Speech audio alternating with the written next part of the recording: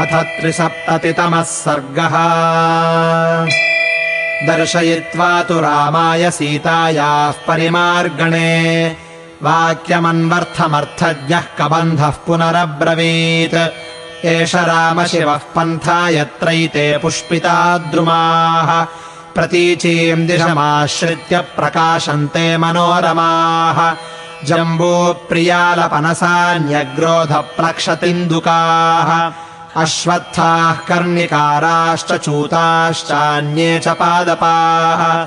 धन्वनानागवृक्षाश्च तिलका रक्तमालकाः नीलाशोकाः कदम्बाश्च करवीराश्च पुष्पिताः।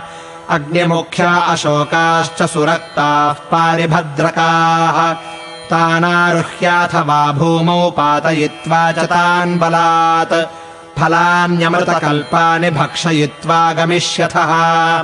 तदतिक्रम्य काकुत्स्थवनम् पुष्पितपादपम् नन्दनप्रतिमन्त्वान्यत्कुरवस्तूत्तरा इव। सर्वकालफला यत्र पादपा मधुरस्रवाः सर्वे च ऋतवस्तत्र वने चैत्ररथे यथा। फलभारणतास्तत्र महाविटपधारिणः शोभन्ते सर्वतस्तत्र मेघपर्वतसन्निभाः। तानारुह्याथवा भूमौ पातयित्वाथवा सुखम् फलान्यमृतकल्पानि लक्ष्मणस्ते प्रदास्यति। चङ्क्रमन्तौ वराञ्छैलाञ्छैलाच्छैलम् वनाद्वनम् ततः पुष्करिणीम् वीरौ पम्पाम् नाम गमिष्यथः। अशर्करामविभ्रंशाम् समतीर्थामशैवलाम् रामसञ्जातवालूकाम् कमलोत्पलशोभिताम्।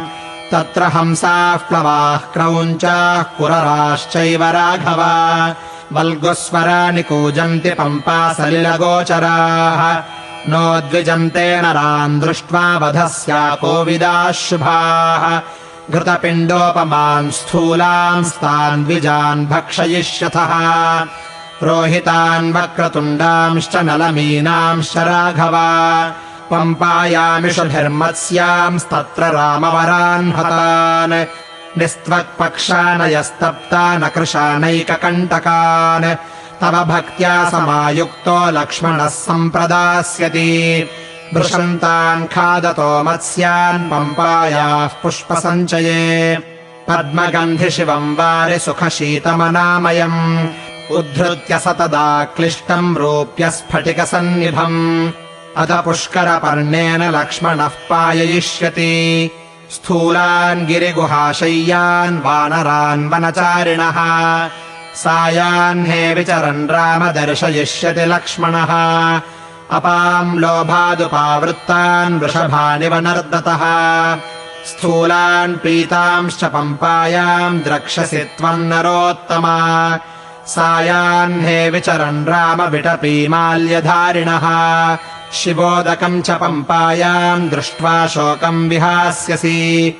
सुमनोभिश्चितास्तत्र तिलकानक्तमालकाः उत्पलानि च फुल्लानि पङ्कजानि च राघव न तानि कश्चिन्माल्यानि तत्रारोपयिता नरः। न च वैम्लानताम् यान्ति न च शीर्यन्ति राघव। मतङ्गशिष्यास्तत्रासन् ऋषयः सुसमाहिताः तेषाम् भाराभितप्तानाम् वन्यमाहरताम् गुरोः। ये प्रपेतुर्महीम् तूर्णम् शरीरात् स्वेदबिन्दवः तानि माल्यानि जातानि मुनीनाम् तपसा तदा। स्वेदबिन्दुसमुत्थानि न विनश्यन्ति राघव तेषाम् गतानामद्यापि दृश्यते परिचारिणी। श्रमणी शबरी नाम काकुत्स्थचिरजीविनी। त्वाम् तु धर्मे स्थिता नित्यम् सर्वभूतनमस्कृतम्। दृष्ट्वा देवोपमम् रामः स्वर्गलोकम् गमिष्यति।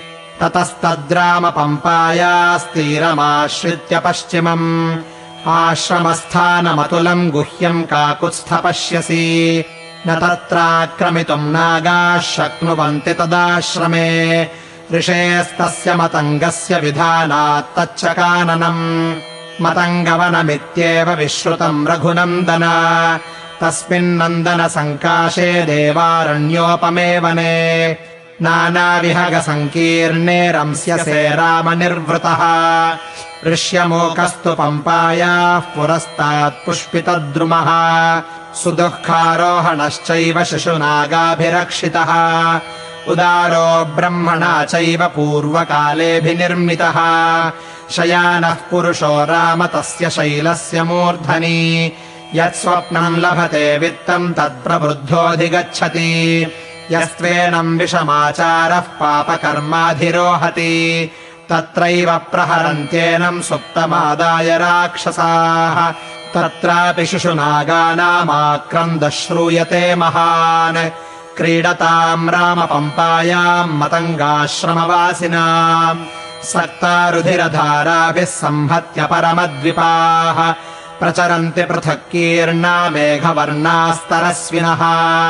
ते तत्र पीत्वा पानीयम् विमलम् चारुशोभनम् अत्यन्तसुखसंस्पर्शम् सर्वगन्धसमन्वितम् निर्वृत्ताः संविगाहन्ते वनानि वनगोचराः वृक्षांशद्वीपिनश्चैव नीलकोमलकप्रभान् रुरूनपेतानजयान् दृष्ट्वा शोकम् प्रहास्यसि राम तस्य तु शैलस्य महती शोभते गुहा शिलापिधाना काकुत्स्थदुःखम् चास्याः प्रवेशनम् तस्या गुहायाः प्राग्द्वारे महान् चीतोदको ह्रदः बहुमूलफलो रम्यो नानानगसमाकुलः तस्याम् वसति धर्मात्मा सुग्रीवः सह वानरैः कदाचिच्छिखरे तस्य पर्वतस्यापि तिष्ठति कबन्धस्त्वनुशास्यैवम् तावुभौ रामलक्ष्मणौ स्रग्वीभास्करवर्णाभः खेव्यरोचत वीर्यवान् तम् तु खस्थम् महाभागम् तावुभौ रामलक्ष्मणौ प्रस्थितौ त्वम् व्रजस्वेति वाक्यमूचतुरन्तिके गम्यताम् कार्यसिद्ध्यर्थमिति तावब्रवीत् स च सुप्रीतौ तावनुज्ञाप्य कबन्धः प्रस्थितस्तदा स तत्कबन्धः प्रतिपद्य रूपम् वृतश्रिया भास्वर सर्वदेहः निदर्शयन् राममवेक्ष्य खस्थः सख्यम् कुरुष्वेति तदाभ्युवाच इत्यार्षे श्रीमद् रामायणे वाल्मीकीये आदिकाव्ये अरण्यकाण्डे 3सप्ततितमः सर्गः।